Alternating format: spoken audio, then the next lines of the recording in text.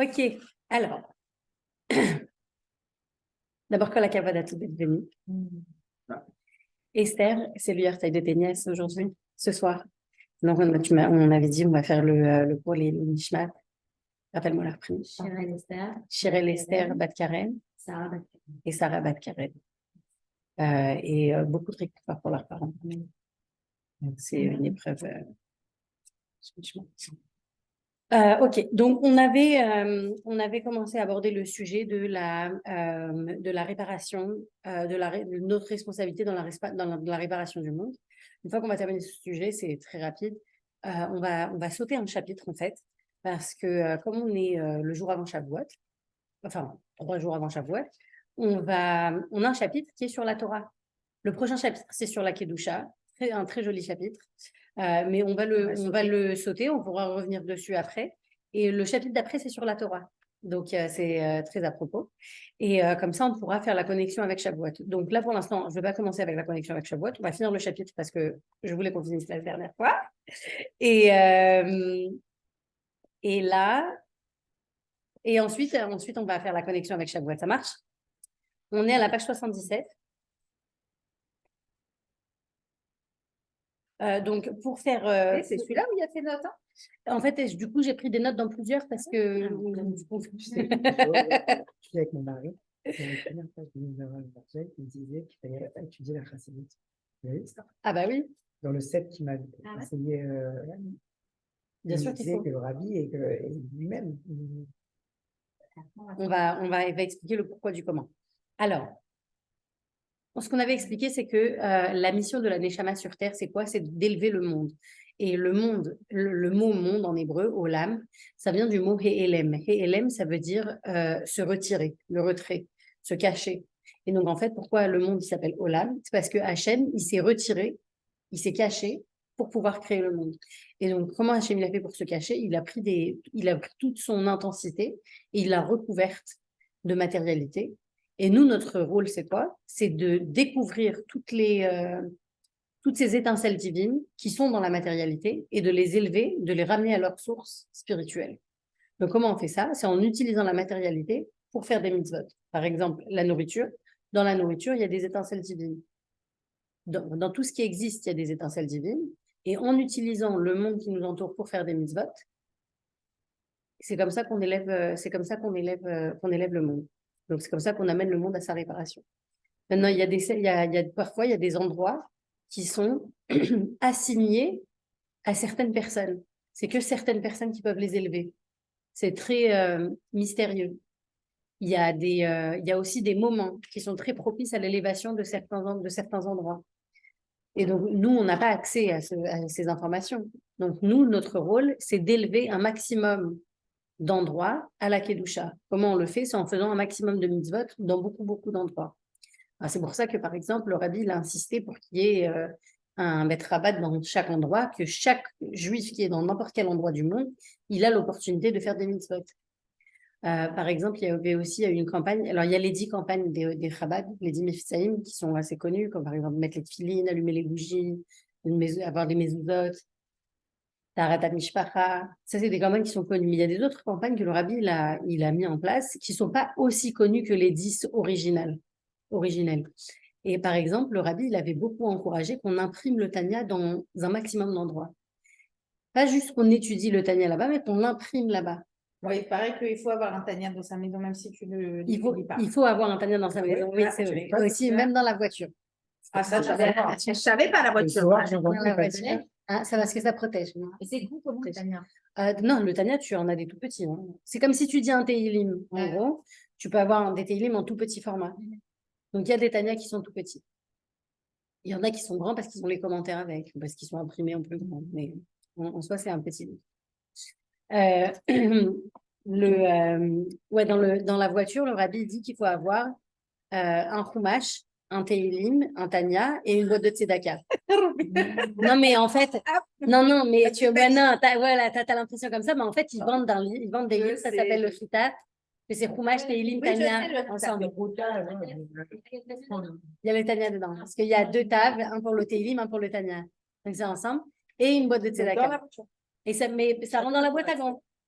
Dans une famille Chabad, moi, une fois, par exemple, ça m'est arrivé. Je devais aller garder des enfants, j'avais 20 ans. Je devais aller garder des enfants et je devais les amener à l'école le matin. Et la mère, elle essayait de m'expliquer où elle mettait les clés de la voiture. Elle me dit, alors comment elle m'a expliqué? Elle m'a dit, tu t'assois dans ma voiture, regarde, imagine l'endroit où je mettrais le fritat. Là-bas, il y a les clés. Genre, il y a tu vois? Genre, dans la voiture, il y a la place du fritat. Il y a une place pour ça, tu vois? Genre, la boîte à gants ou le petit compartiment pour ranger je sais pas quoi, tu vois? Il y a une place pour le fritat. C'est un livre, en fait, disons, c'est la même taille que ça, hein, mais plus épais. Ouais, mais ça passe partout quand même. Les enfants, maintenant, tu m'as dit. Dans leur voiture, ouais. J'avais Je pas me du rappelle, tout la j'avais dit, voiture. quand j'ai enseigné à Boca, j'enseignais au lycée, les enfants, ils venaient en voiture et tous les matins sur la route, je voyais des accidents. Tous les matins. Mais sur les autoroutes, il y a tout le temps des accidents. Non, non, non, mais tu vois pas il y a toujours sur la 95, sur le Turnpike, il y a toujours des accidents. C'est pas forcément toujours des jeunes, mais il y a toujours des petits accidents. C'est pas, enfin, non, des fois, bon. Et j'avais dit à mes élèves, vous conduisez tous pour venir à l'école, c'est des 11th, 12th grade. Vous conduisez tous pour venir à l'école, faites attention. Les jeunes, ils font pas attention. Enfin, parfois, c'est les nouveaux conducteurs qui font le plus attention, mais peu importe. Ça dépend pas toujours que de toi. Faites attention et mettez un fritat dans votre voiture avec une boîte de tzedaka. C'est très important. Donc voilà. Donc voilà. Maintenant, voilà. Bon rappel. C'est une bonne protection. Ceci étant dit, donc des fois il y a des moyens en amenant une certaine sorte de kedusha dans un endroit, et on agit sur l'endroit d'une manière différente. L'exemple le plus évident, c'est les mezuzot. En mettant les mezuzot sur les portes, en faisant bien attention qu'il y a des mezuzot sur toutes les portes qui ont besoin d'une mezouza, ça protège la maison et la famille qui habite dedans. Ça va être l'exemple le plus connu. Bon, donc la dernière fois, on avait expliqué comment la neshama, elle est dans le corps et la neshama, elle doit guider le corps pour faire les bonnes actions et comment on est censé on est censé mener notre vie en étant axé vers la spiritualité. Okay, on est à la page 77 au milieu de la page. La voie du tikkun. Vous êtes avec moi? Oui. Ok. La voie du tikkun, le chemin tracé pour le séjour de l'âme dans le monde, se trouve généralement dans la Torah, qui est censée être un guide. La Torah est certes révélation d'en haut, un guide pratique pour diriger l'homme sur la route. Elle lui indique d'une manière générale quoi faire et comment faire pour réparer le monde. Mais à l'intérieur de cette ligne générale, de cette tâche qui consiste à élever le niveau de l'univers, chaque âme, sans exception, doit trouver sa propre voie particulière, sa propre place et sa manière personnelle d'agir. C'est pourquoi il est dit qu'à chacune des lettres de la Torah correspond une certaine âme. Ça, c'est très beau. Chaque âme est une lettre de la Torah et elle doit y trouver sa place. Petite note, si une lettre manque dans la Torah, c'est la Torah tout entière qui en est affectée. Un tel texte serait, par exemple, impropre à la lecture publique. Un Sefer Torah, il manque une lettre, il n'est pas cachère.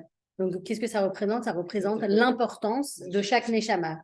Alors, on considère qu'il y a 600 000 neshamot originelles, mais ensuite, elles peuvent parce qu'il y a plus que 600 000, oui, elles peuvent se diviser. Il y a plus que 600 000 juifs qui sont vivants dans le monde aujourd'hui. Il y a une neshama qui a tellement de tikkun, elle a tellement réparé dans le monde intérieur, on la divise. Non, mais regarde, par exemple, on dit qu'un homme et une femme, un mari et une femme, ils sont les deux moitiés d'une même neshama. Donc déjà, tu as déjà une neshama qui est divisée en deux corps. Peut-être les enfants font un quart. Comment? Peut-être les enfants font un quart. Les enfants, ils sont en quoi ça représente. Donc, les neshamot, elles sont divisibles de la même façon qu'une flamme, elle est divisible. 600 000. Donc, il y a 600 000 lettres dans la Torah, ça correspond aux 600 000 neshamot originelles, qui correspondent aux 600 000 bénis Israël qui sont sortis de Mitzrayim. Hein? Un sofer qui a écrit 600 000 lettres. Ça prend du temps d'écrire un sefer Torah. C'est pas... Ouais. Mais c'est tout un processus. Donc, ça montre quoi? De la même façon que chaque lettre, selon le mot dans lequel elle se situe et selon le pasuk dans lequel elle se situe, elle va avoir une autre signification. De la même façon, chaque personne qui vient sur Terre, il a une autre mission à remplir. L'âme qui a rempli sa tâche de réparation de ce monde, de son monde à elle, de réalisation de sa propre essence, peut atteindre, après la mort, la perfection du monde dans son ensemble. Mais toutes les âmes n'y parviennent pas. Beaucoup s'égarent pour une raison ou pour une autre. Quelquefois, non seulement l'homme n'accomplit pas correctement ce qu'il a à faire, mais de plus, utilisant à mauvais escient les capacités qu'il a reçues, il en arrive à détruire sa part et même celle des autres. C'est quelqu'un qui va utiliser ses talents pour faire des fautes et pour influencer d'autres personnes à fauter aussi. Donc ça, c'est double tranchant du double tranchant. Dans ce cas, non seulement l'âme n'aura pas achevé sa tâche, mais elle sortira endommagée de son contact avec le monde. Elle n'aurait donc pas réussi à parachever cette fraction de la réalité que seule cette âme particulière pouvait mener à sa perfection. C'est pourquoi, après la mort du corps, l'âme sera contrainte de revenir sur Terre et de se réincarner dans le corps d'une autre personne.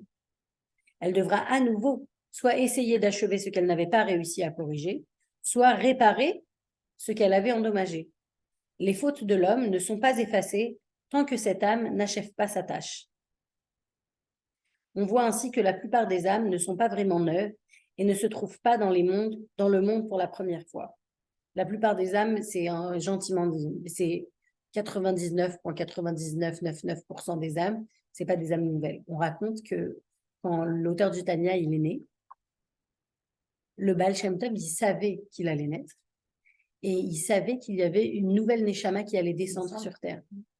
Et on dit que le Baal Shem Tov, il était très curieux. C'est-à-dire, avant la conception du Baal Hatanya, le Baal Shem Tov, il savait qu'il allait naître, qu'il y avait une nouvelle Neshama qui allait descendre sur Terre. Et il était très curieux de comprendre le processus d'une nouvelle Neshama qui descend sur Terre, parce que ça arrive pas plus qu'une fois tous les 1000 ans. Donc, c'est quelque chose d'énorme. Et il se demandait comment ça se passait tout le processus. Et il essayait de savoir à l'avance chez qui cette Neshama allait naître. Et il ne savait pas.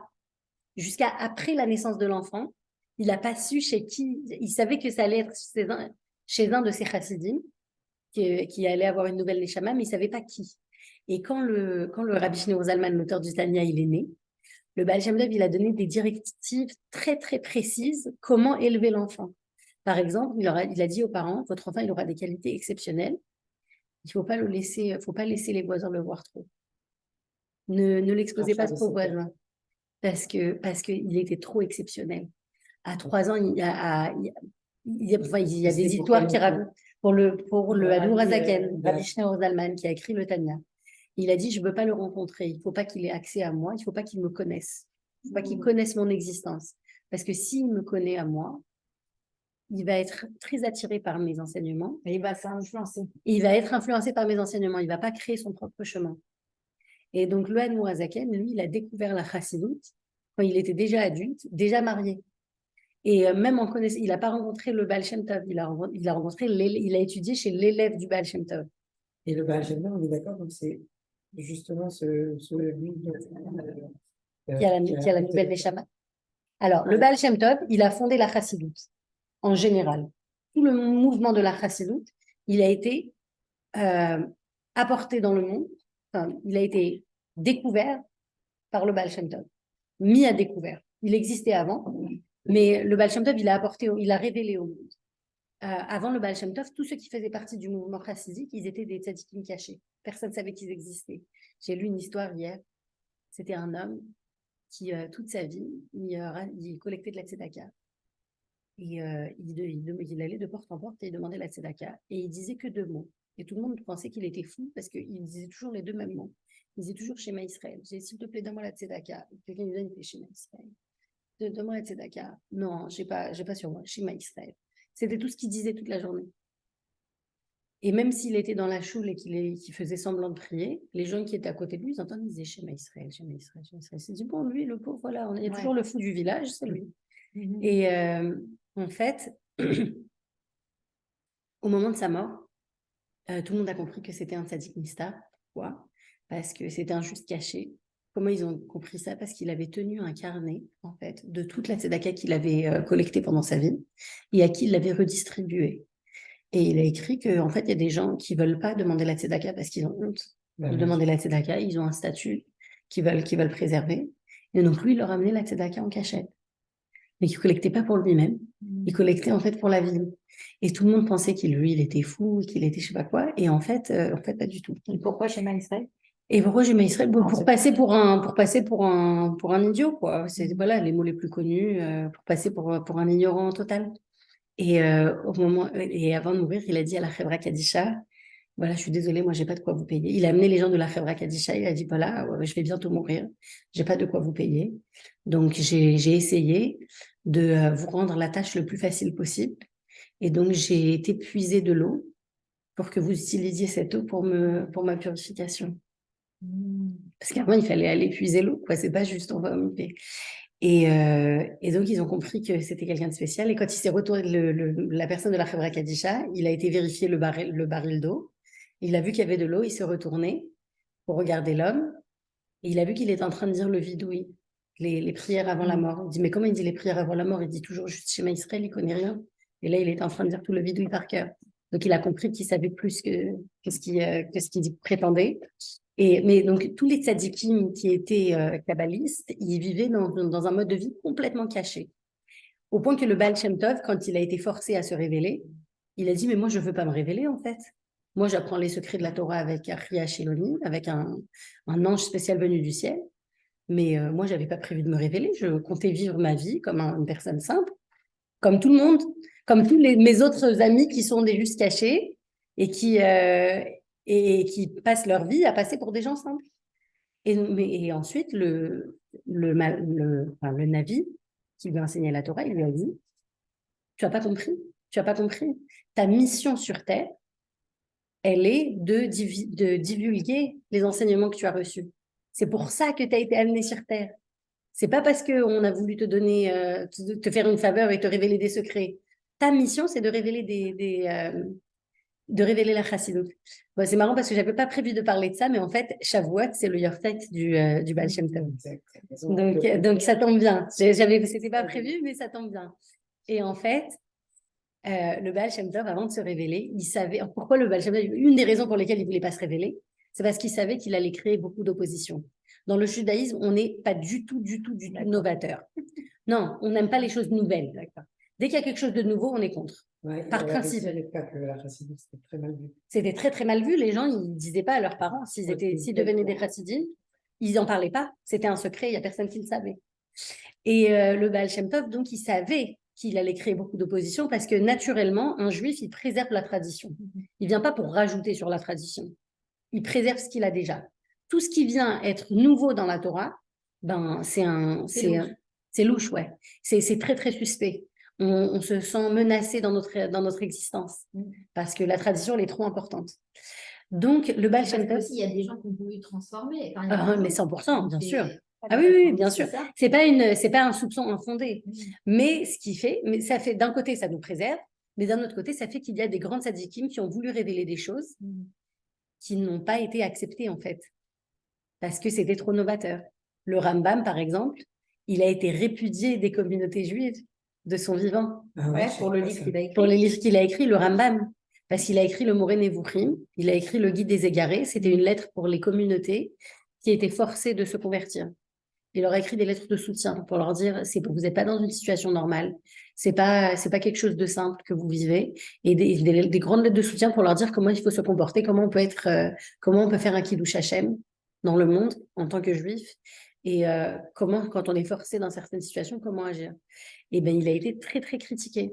Et aussi il a écrit un livre qui s'appelait le Mishneh Torah. Le Mishneh Torah, c'est le grand livre du Rambam. Mishneh Torah, ça veut dire le second de la Torah. Ça veut dire, comme si on dit, un substitut de la Torah.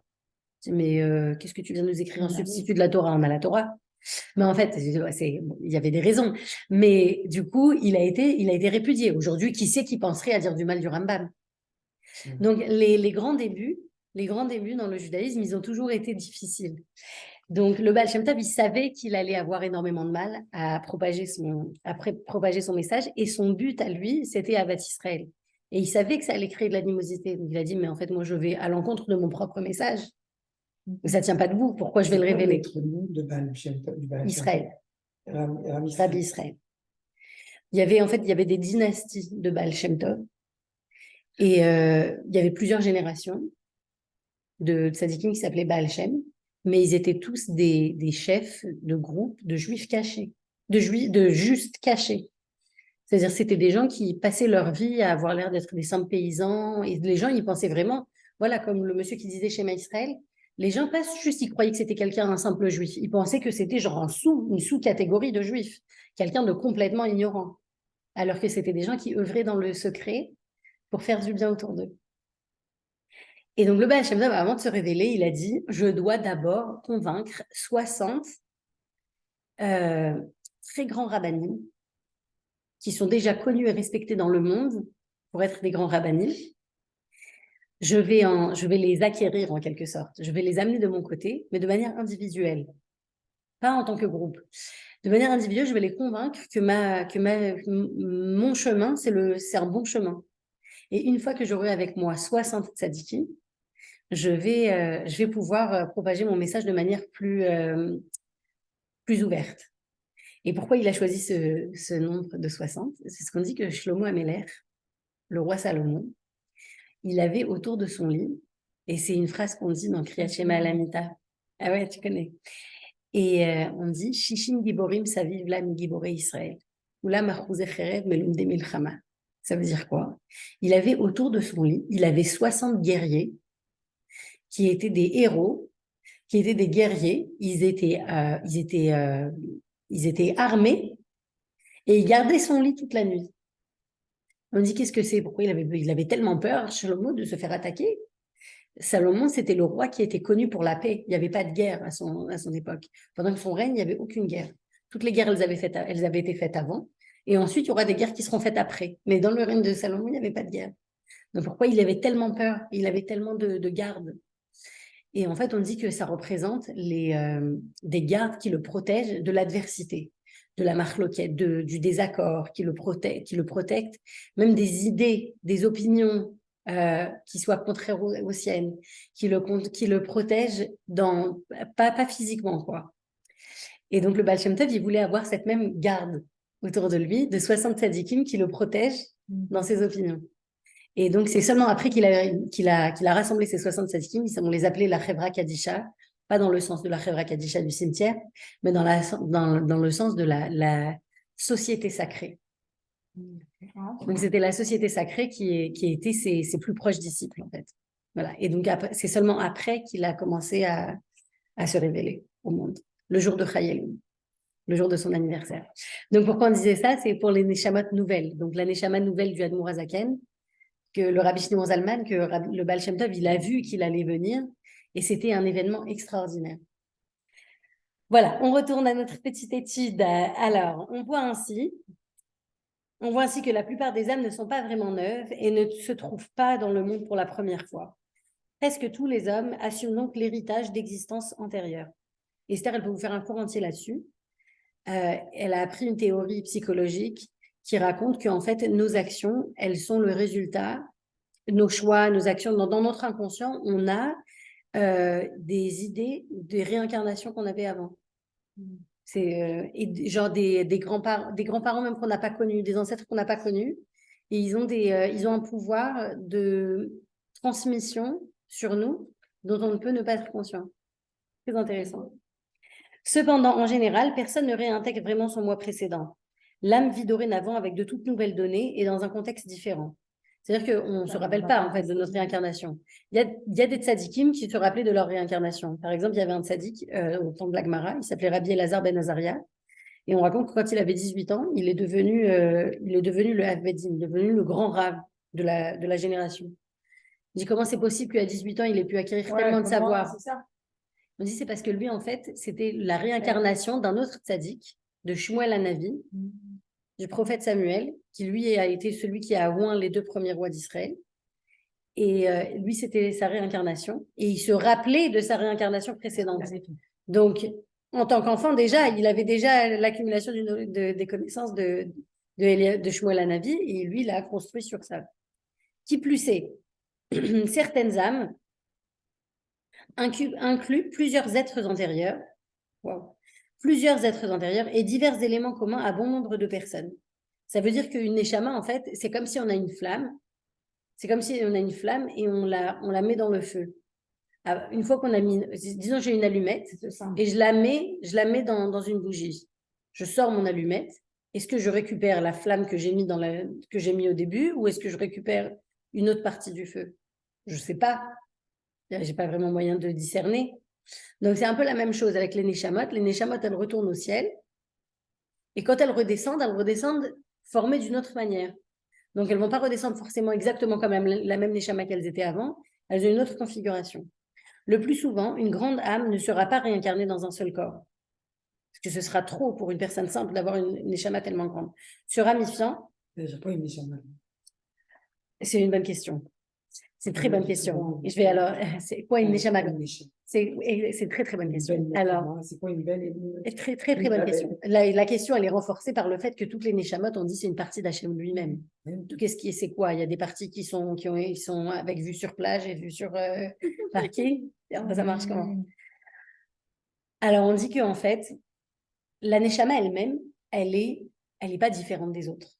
Mais quand la Neshama, elle va descendre pour intégrer le corps, elle va passer par les 4 mondes. On avait parlé des 4 mondes spirituels. Atzilut, Bria, Yetzira, Asiya.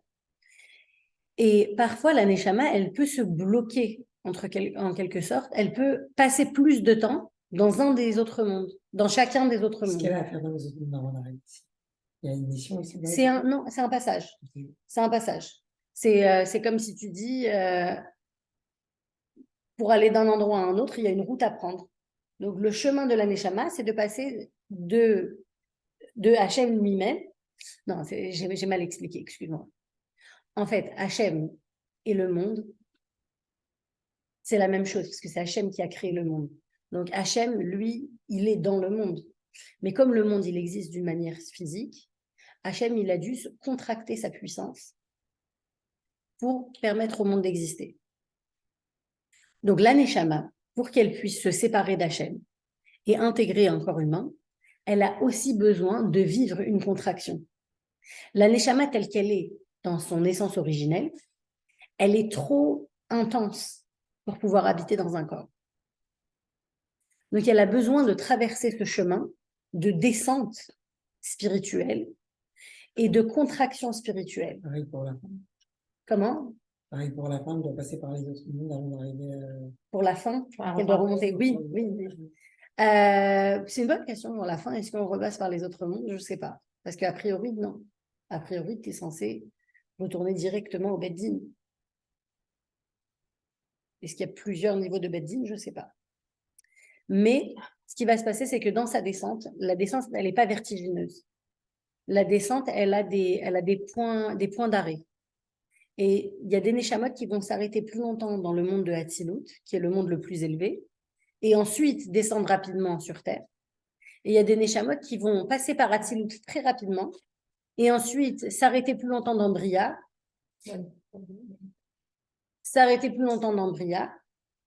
et ensuite venir sur Terre. Il y a des Neshamot qui vont s'arrêter plus longtemps dans Asiya et dans Yetzira. Alors, selon le niveau de monde dans lequel elles vont s'arrêter avant d'intégrer le corps, c'est là que la Neshama, elle va recevoir son influence supérieure ou inférieure. Elle sera plus pure ou moins pure. Elle sera plus pure ou moins pure, selon, on ne va pas dire plus pure ou moins pure. Elle va être plus, peut-être faible ou forte. Okay. Selon lequel des 3 mondes, dans lequel des 3 mondes elle s'est arrêtée. Parce que le 4e monde, c'est notre monde. C'est pas, ça c'est aléatoire. C'est Hachem qui décide. C'est Hachem qui décide. Oui, il n'y a rien d'aléatoire. C'est Hachem qui décide en fonction de la mission de la Neshama. Hachem va décider. Pour qu'il arrive, de ce passage-là à cette Irida, avant d'arriver à Monassia, il y a un impact sur comment justement elle va révéler, elle va travailler sa Neshama dans ce moment. Ouais. C'est là dont là tu dis une belle Neshama, une grande Neshama. Une grande Neshama, c'est une Neshama qui vient directement de Hatzilut, directement dans le corps. Ou de Bria, directement dans le corps. Mais la majorité des Neshamot, elles s'arrêtent dans Yetzira. Yetzira, c'est le monde qui est juste au-dessus de nous. La majorité des Neshamot, elles s'arrêtent là-bas. Et après, dans chaque monde, il y a aussi des niveaux. Alors, parce que dans chaque monde, il y a des... Ça a l'air super complexe, mais c'est super intéressant en fait. Dans chaque monde... Quand tu étais plus jeune ou c'est au fil du temps. C'est pas un truc que tu peux... Chaque année, c'est ça. Ouais, parce que c'est pas un truc que tu peux apprendre en une fois. En une fois, on a une vue qui est floue, en fait, qui est abstraite du concept. C'est quelque chose que tu revois dans tellement de situations, dans tellement de contextes. Pas des situations de la vie que tu le vois, dans tellement de contextes d'études. On a duré combien de semaines, ça va nous falloir? Je dis qu'on n'est pas 79. Ben, je pense que, en fait, tu as compris toute ta life. On va faire un film, on pourrait apprendre, on apprendra la même chose. C'est les dimensions profondes. C'est la face cachée de l'iceberg. C'est en fait, chaque monde, il a les 10 sphirotes. Donc, quand la Neshama, elle va passer par chaque monde, elle va aussi s'attacher à certaines sphirotes dans ce monde. Donc, même si toutes les Neshamot, si la majorité des Neshamot de notre génération, elles s'arrêtent au monde de Yetzira, qui est le monde qui est juste au-dessus du nôtre, on n'est pas tous attachés aux mêmes sphirotes. Donc, ça veut dire que notre qualité, notre trait de caractère prédominant, il va être différent selon les sphirotes. Exact, selon les sphirotes auxquelles on s'est attaché pendant notre descente. Et donc, il y a énormément d'influences qui peuvent s'attacher à la Neshama. Dans notre personnalité. Oui, la personnalité, elle dépend de ça.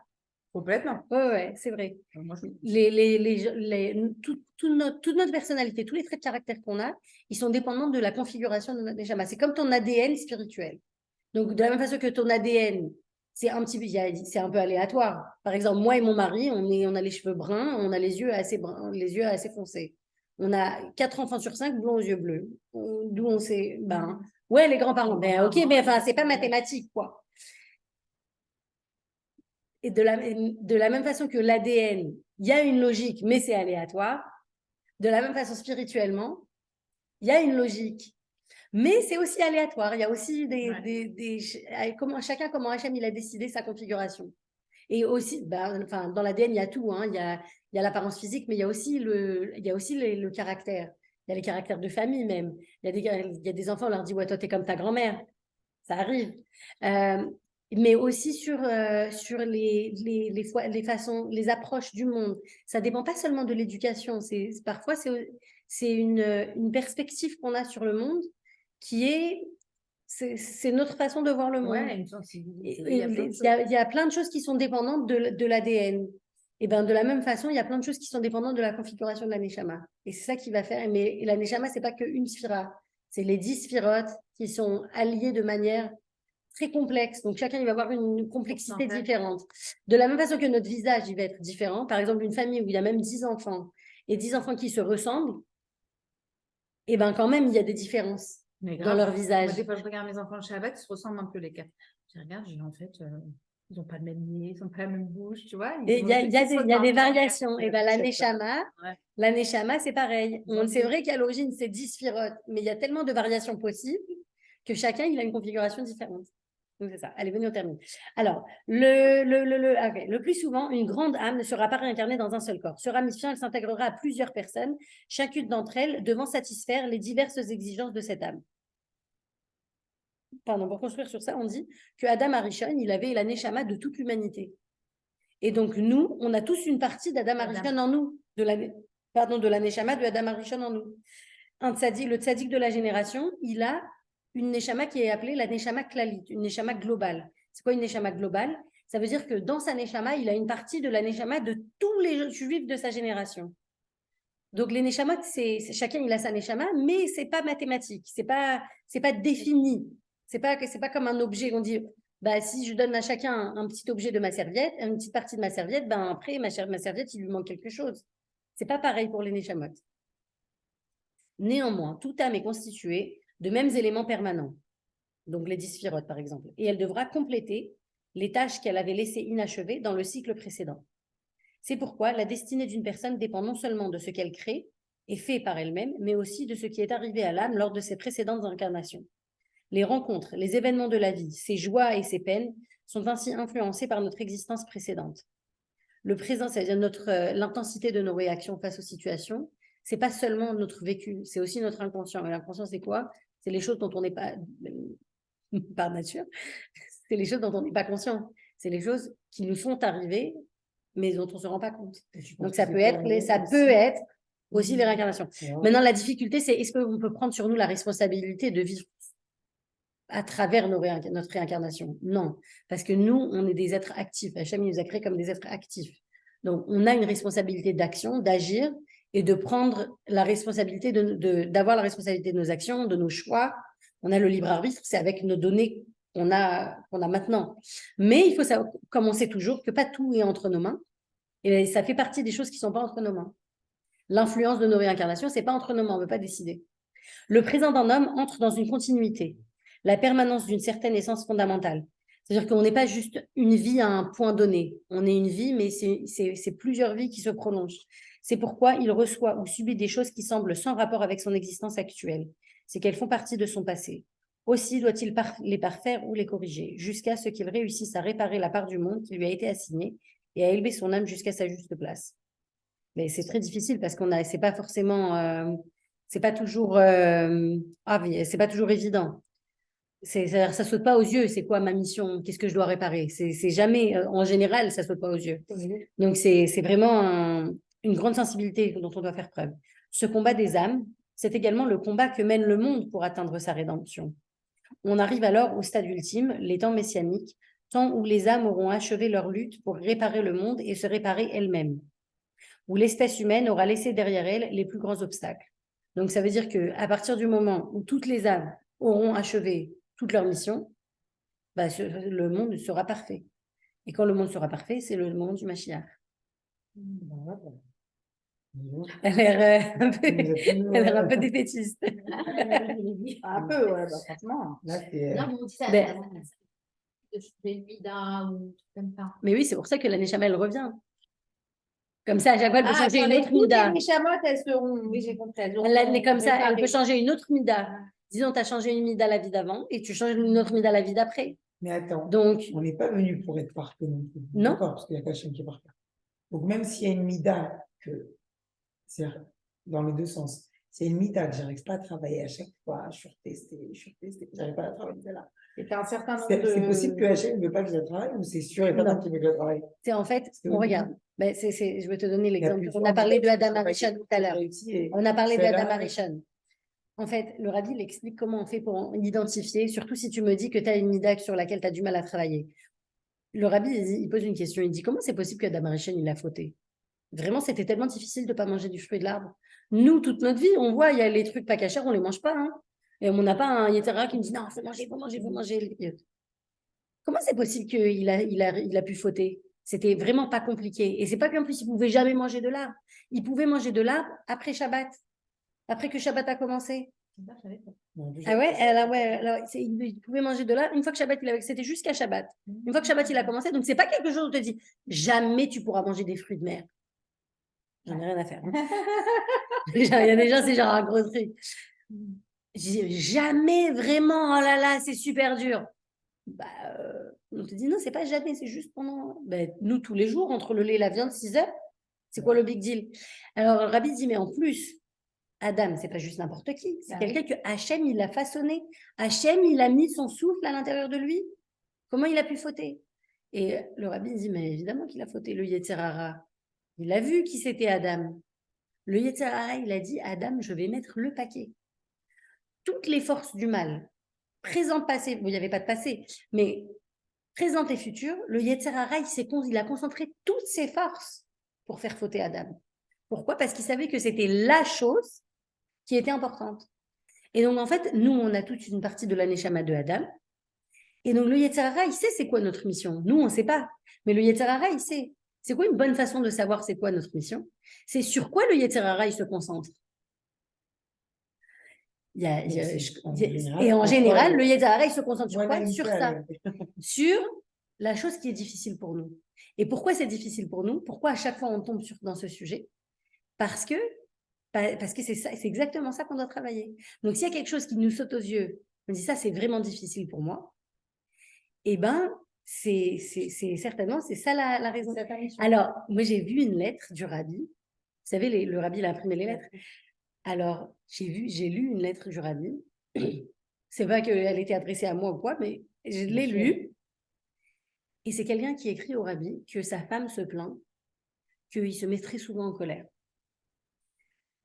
Et le rabbi lui écrit dans la lettre, il lui dit, la colère, c'est une mida qui est très négative.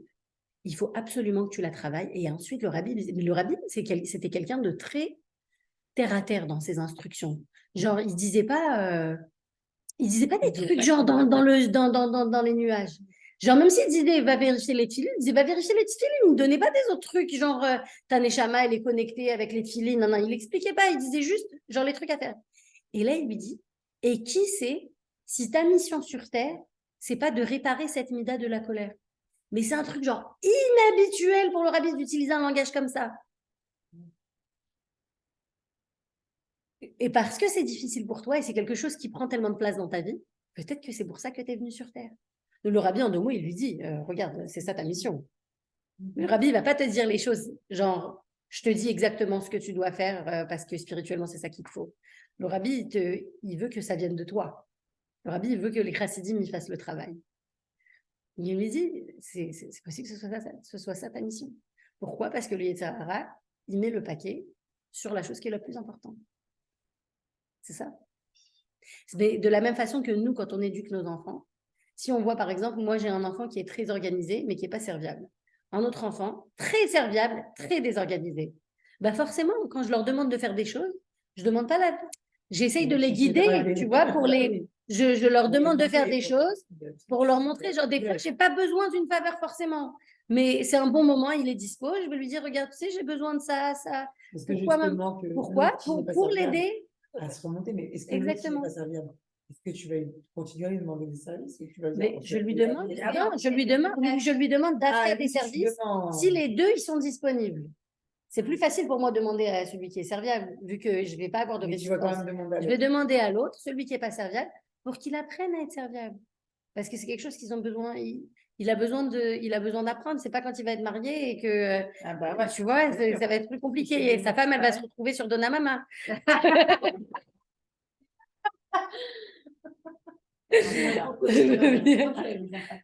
Hein? C'est très très difficile. C'est très très difficile. Chaque enfant, je lui dis, tu te laisses pas te marier comme ça, toi. Clairement. Non, tu peux pas. Mais comment les aider? Off-record, on en parle. Mais c'est un problème. C'est un problème. C'est très difficile. C'est une mida qui est vraiment dévastatrice, la colère. Bien sûr. Ça ravage tout. C'est comme le feu. Dans le Tanya, on dit la colère, c'est le feu. Parce que ça monte et ça se propage. Et en hébreu, quand on parle de Paro qui s'était fâché avec ses serviteurs, on dit Vaiktsof Paro. Paro, il s'est énervé. Et c'est quoi Vaiktsof? J'avais entendu une prof en hébreu qui expliquait. Vaiktsof, c'est comme Katsefet. Katsefet, c'est la chantilly. C'est quoi la chantilly? La chantilly, a priori, tu as ton bol, il est à moitié plein, un quart plein. Et tu montes, et puis tu as le double. Parce que ça monte. Il dit la colère, c'est quelque chose qui monte. C'est ça la colère. C'est ravageur, la colère. C'est une mida très, très difficile. Et c'est difficile à vivre pour ceux qui sont autour, mais c'est difficile à gérer aussi pour la personne qui le vit. C'est pas évident. C'est un gros travail. Ok, on continue et on y revient. On en est où? C'est qu'elle fait partie de son passé. Ce combat des âmes, ce combat des âmes. Ce combat des âmes, c'est également le combat du monde, on en a parlé. On arrive alors au stade ultime, le temps messianique, temps où les âmes auront achevé leur lutte pour réparer le monde et se réparer elles-mêmes, où l'espèce humaine aura laissé derrière elle les plus grands obstacles. Et on avait dit que le travail ne se fait pas sur une seule vie, il se fait au travers de plusieurs vies. L'âme peut alors avancer vers sa perfection en étant délivrée des souffrances dues à ses fautes antérieures.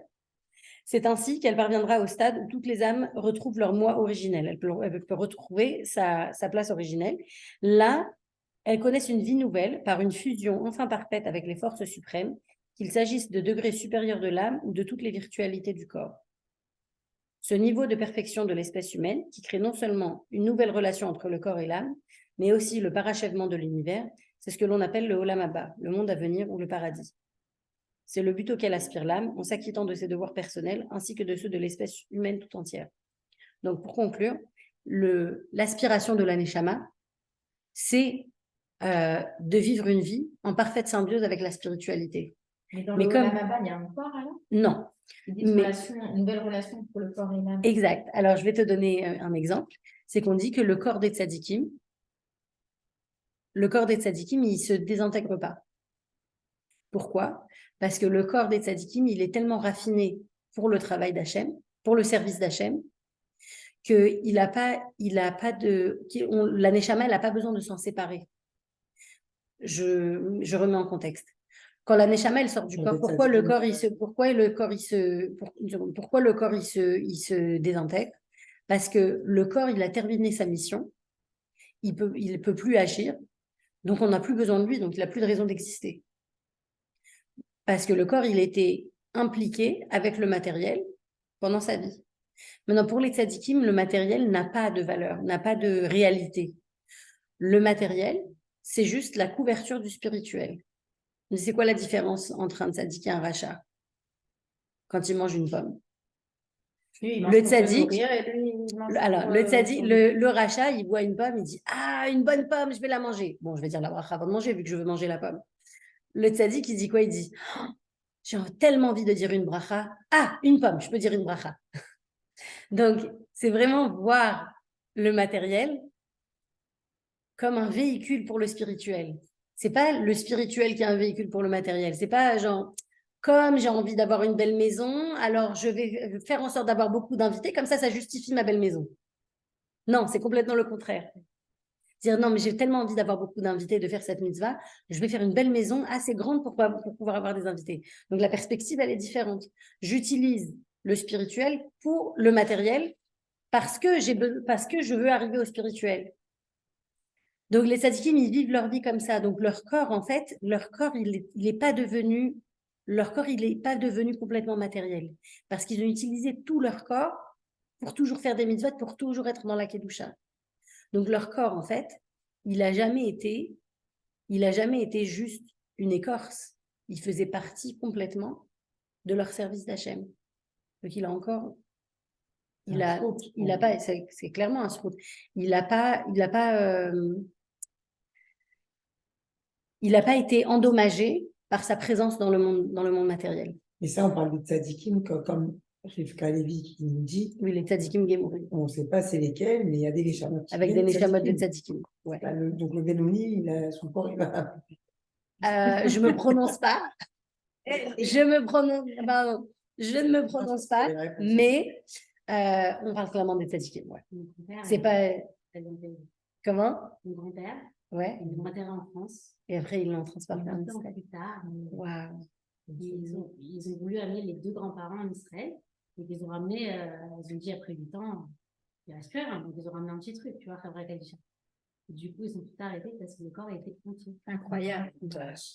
Esther, j'ai envie de faire un. Venez, un coup, La famille, elle était hyper heureuse. En fait, c'était. Ah ouais, c'est énorme. Le confort énorme, quoi. C'est énorme. Waouh. La Khavra Kadisha d'Israël, ils ont dit Sadik. Bah oui. On l'a pas vu.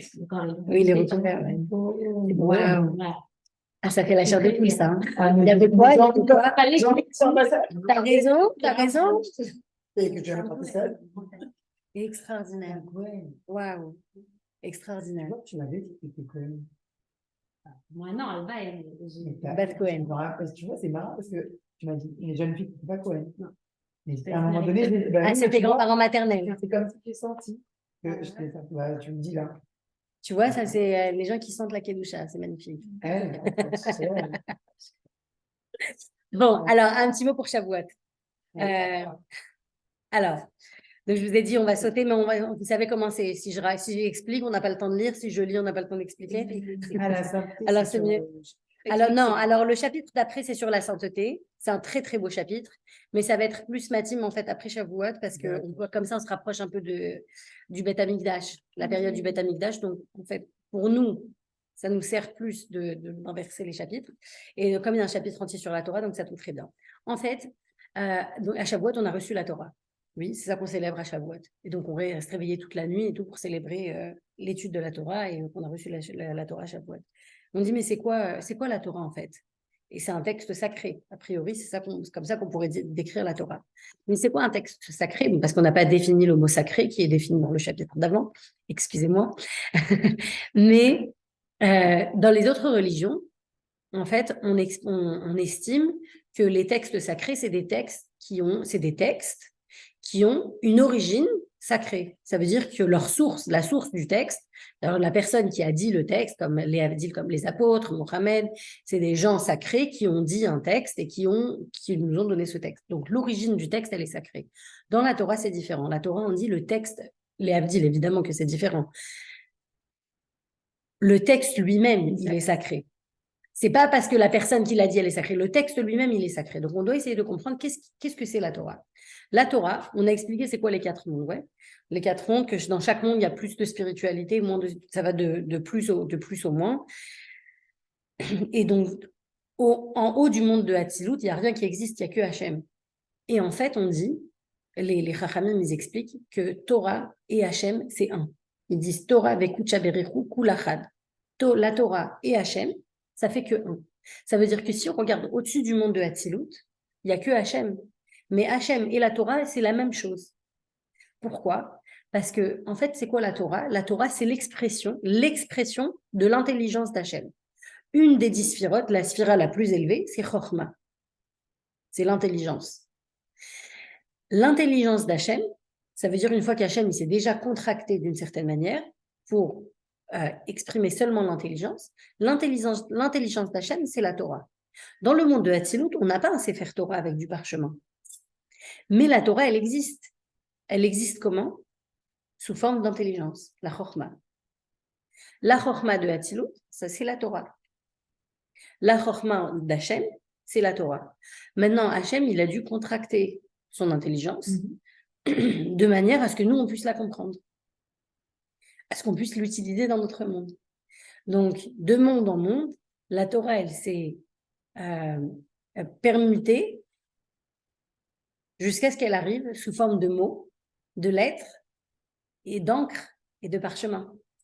Jusqu'au point où on a des lois sur quelle sorte de parchemin on doit utiliser, comment le parchemin il doit être préparé, quelle encre on a le droit d'utiliser, la taille des lettres, c'est qui a le droit de l'écrire, comment est-ce qu'on fait pour l'écrire, pour tracer les lettres. C'est ça va jusque dans les détails. Pourquoi? Parce que chaque détail, en fait, il a un reflet spirituel de ce qu'il représente. Maintenant, on ne va pas aller dans les détails de chaque halakha, c'est quoi sa représentation spirituelle? Je n'en sais rien. Mais la logique, elle est quoi? Elle est que toutes les mitzvot qu'on a dans notre monde, qui sont des mitzvot qu'on peut faire, qui sont des mitzvot matériels, c'est un reflet de l'intelligence d'Hachem. Que Hachem, il va minimiser et contracter de telle manière que nous, on puisse les comprendre. Alors, on raconte que quand Hachem, il a voulu donner la Torah, donc si Hachem et la Torah, c'est que un. La Torah, elle existe avant même que le monde ait été créé. Parce que notre monde, il a été créé, c'est le 4e monde. Donc, il y avait d'abord Hachem. Ensuite, il y avait Hatzilut. Mais Hatzilut, notre monde, il n'existait pas. Il n'y avait que Hatzilut.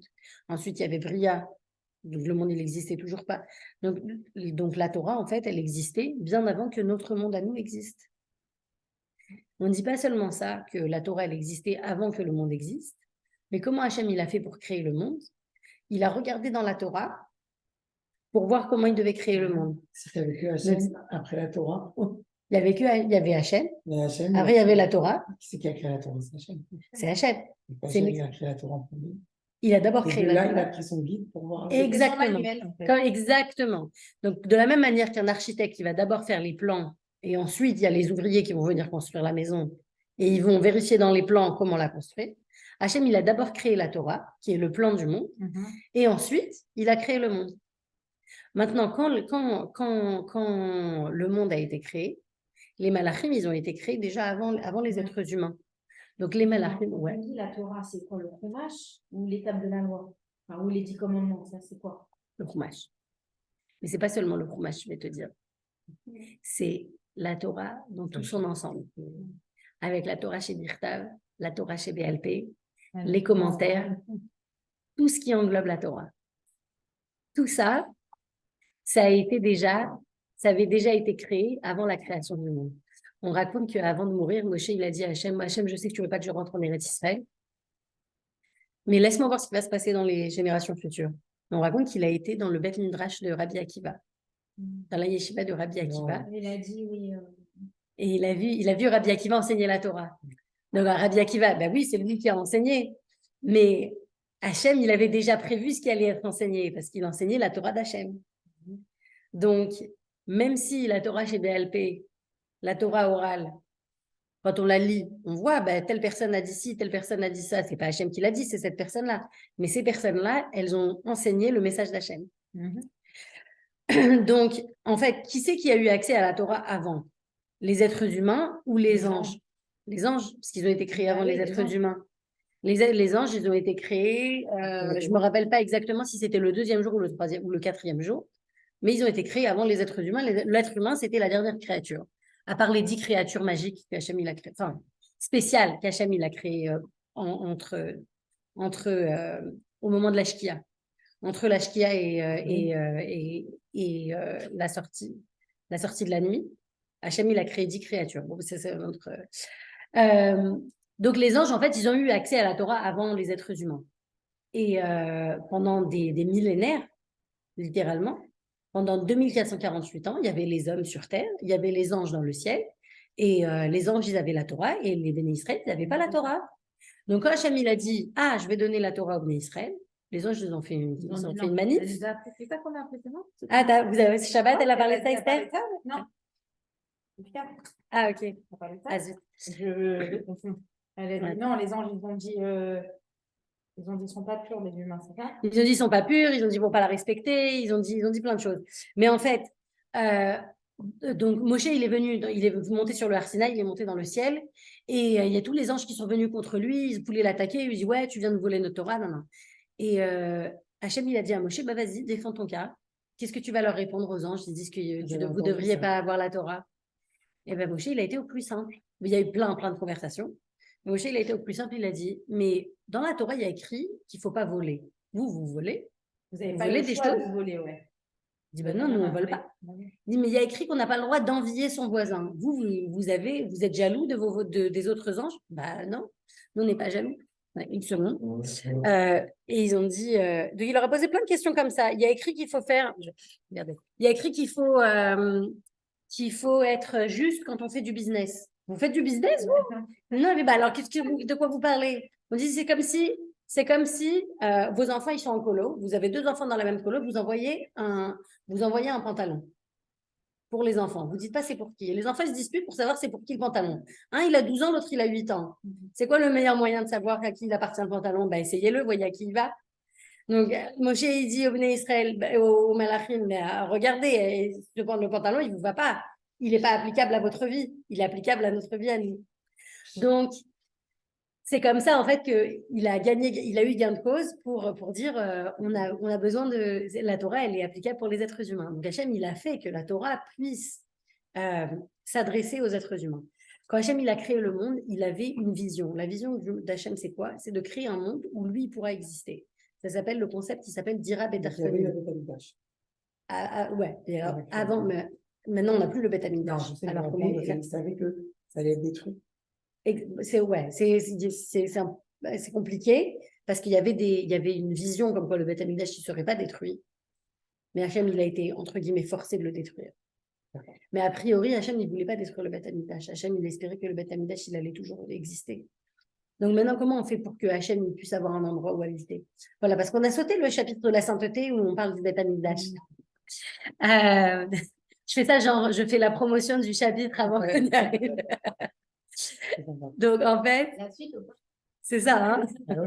tous les petits sneak peeks. Donc, en fait, c'est quoi la vision d'Hachem dans la création du monde? C'est de dire, voilà, je vais créer un monde où il y aura des êtres humains dans un monde matériel. Mais qu'est-ce qu'ils vont faire dans ce monde matériel? Ils vont étudier la Torah. Et ils vont révéler la Kedusha qu'il y a dans le monde. C'est ça le but de la création du monde. C'est que nous, on élève le monde vers le Kadosh. Comment? En étudiant la Torah et en faisant les mitzvot.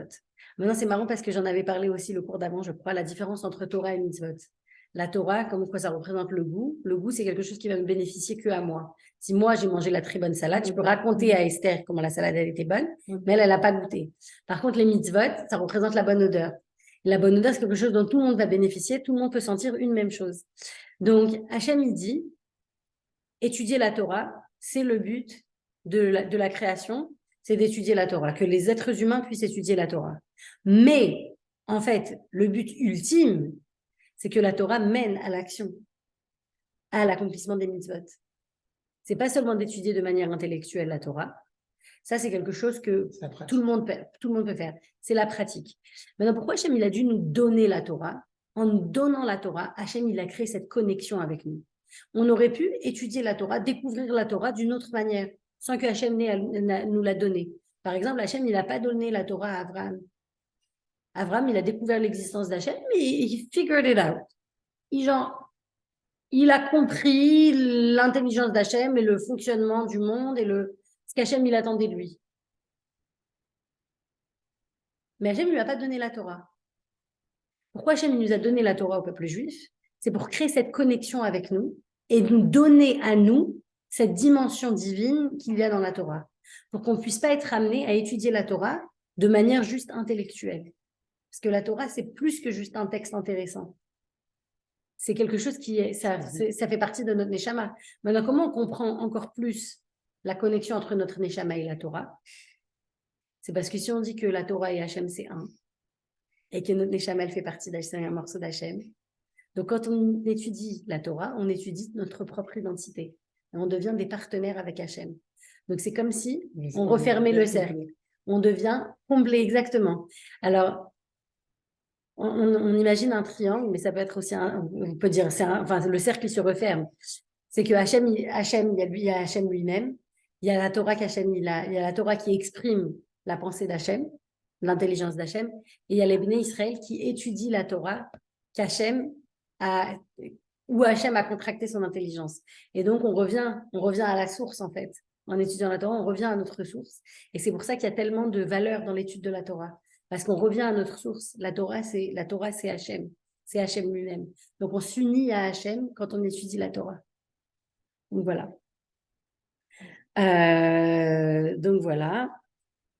Et je pense que ça couvre à peu près tout le chapitre. Voilà, donc ça, c'est une belle préparation pour chaque fois.